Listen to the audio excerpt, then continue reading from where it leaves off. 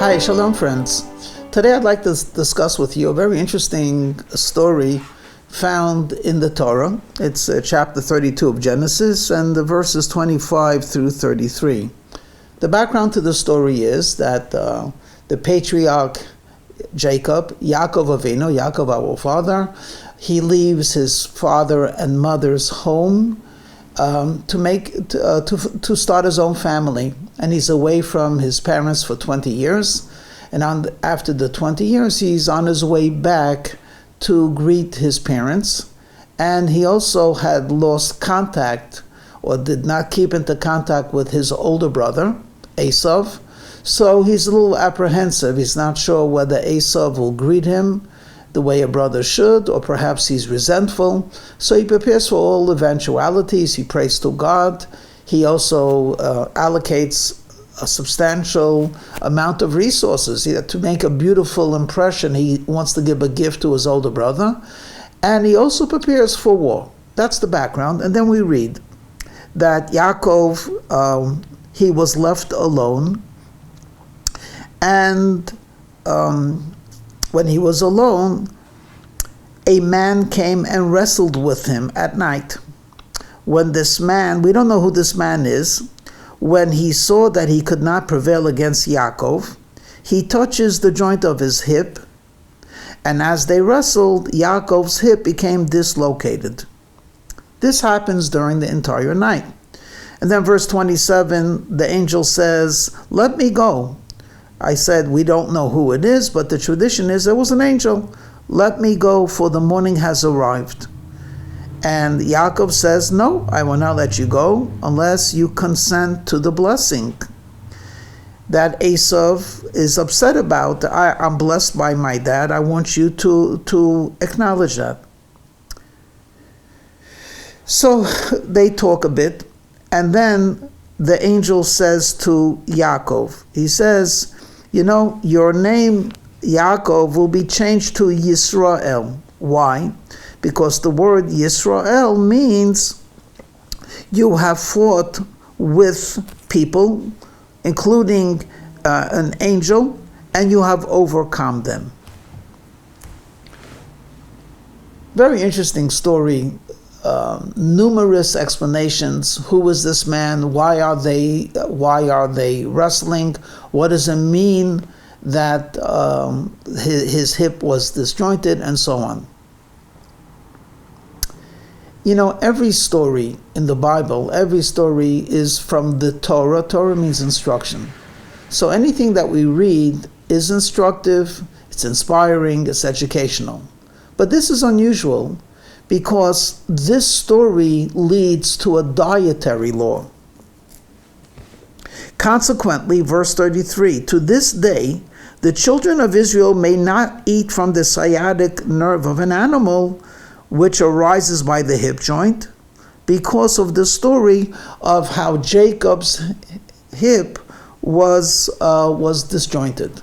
In other words, today, some close to 4,000 years after this episode takes place, anytime you eat meat, there's a part of the animal that you are not permitted to eat.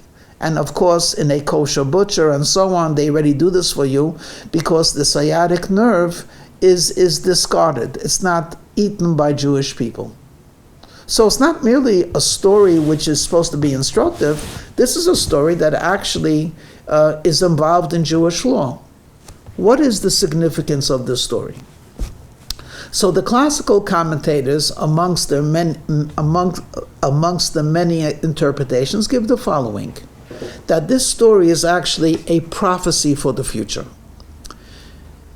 Jacob, the patriarch of the Jewish people, the father of the 12 tribes, he is the embodiment of the Jewish nation. So the Torah tells us that the Jewish nation will be alone. We will not have a lot of friends and supporters amongst the nations of the world. And in the darkness, i.e., in a time when godliness is not being revealed, or in a time of exile, in the darkness we will be wrestling with people. There will be nations, there will be people, there will be isms, there will be ideologies that will try to take the Jewish ideals and the Jewish nation and throw it to the ground. And this will happen on a constant basis. It's going to be in the entire night. However, the Jewish people should never give up hope, because ultimately we will prevail. When the sun rises, all of our opposers will see that they could not make us fall. Yes, they wounded us, but they could not destroy us.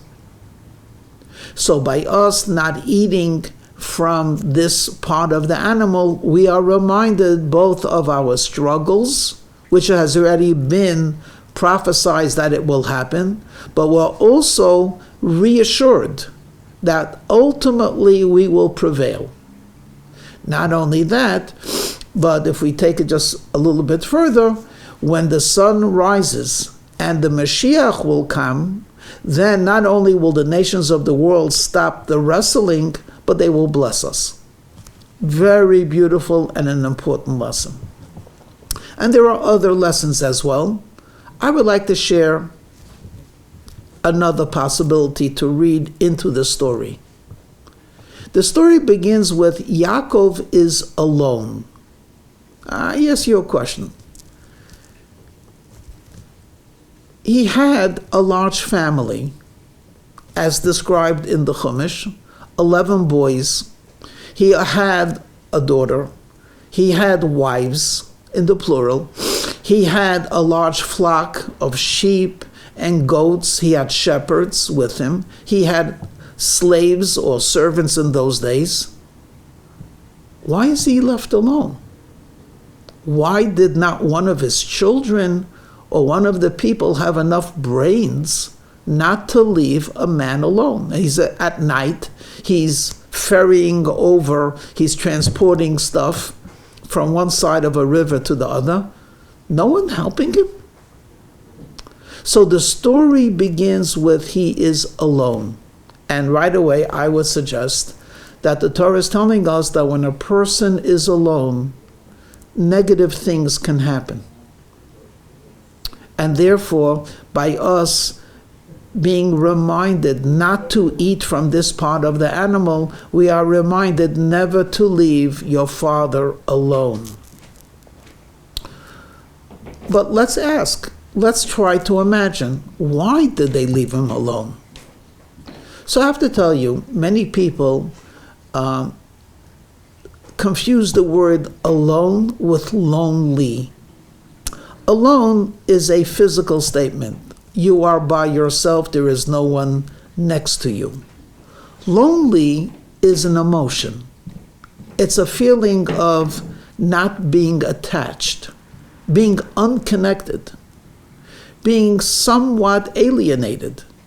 And that is why you could be in a crowd, you could be at a party, you could be sitting with people. You're not alone, but because you have no emotional attachment to the people around you, you are lonely. Now, many times, like the proverbial bread and butter, or jelly and peanut butter, the word lonely goes together with old and lonely, widowed and lonely, orphaned and lonely, cold and lonely. Do you ever think of the word lonely in terms of an accomplished, wealthy, healthy, talented individual? Nah. Most of them, are you kidding? He has everything. She has everything. How could she be lonely? How could he be lonely? And in the last 2.5 years since COVID, we find out how many people are lonely, and they're not in a terrible state. They have everything, and yet they were lonely. So perhaps there's a lesson over here that the Torah is trying to tell us. And that is, number one, on a physical level, don't be left alone. But then on an emotional level, do we associate being alone with lonely?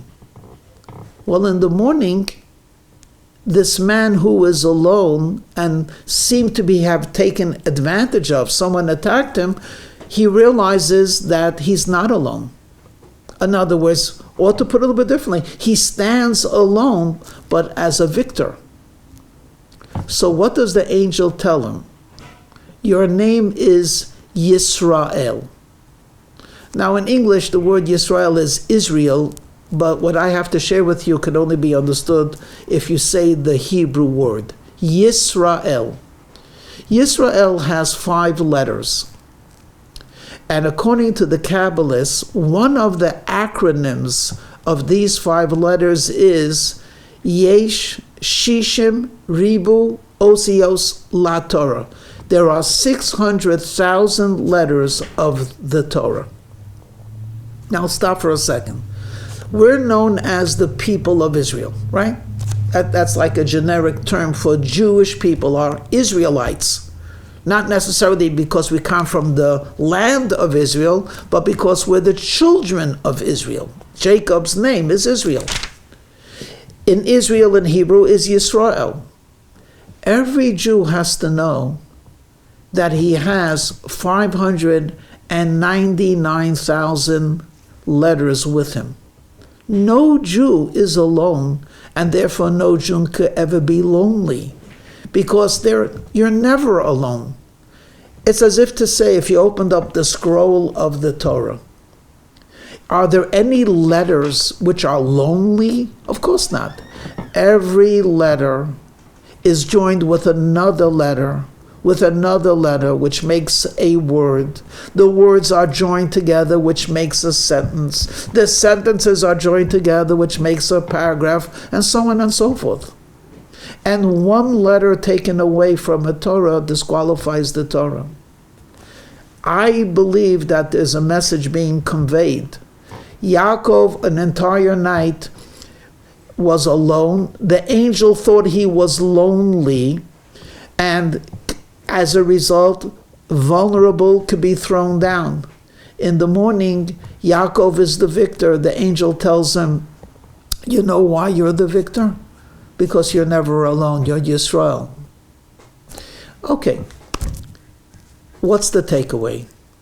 The takeaway is, on a physical level, make sure your father, your mother, your neighbor, your brother, your sister is physically not alone. The second takeaway is that even when you are alone, don't be lonely, because we have the nation of Israel with us. Every Jewish man, woman, and child that exists today, every man, woman, and child that existed in the past, are somehow connected to you at this moment. How can you be lonely when you have an emotional attachment to such wealth, to such greatness, and to such a multitude of different talents? We hope and pray and anticipate that the long darkness of wrestling is just about over. The sun is rising. In fact, it's shining.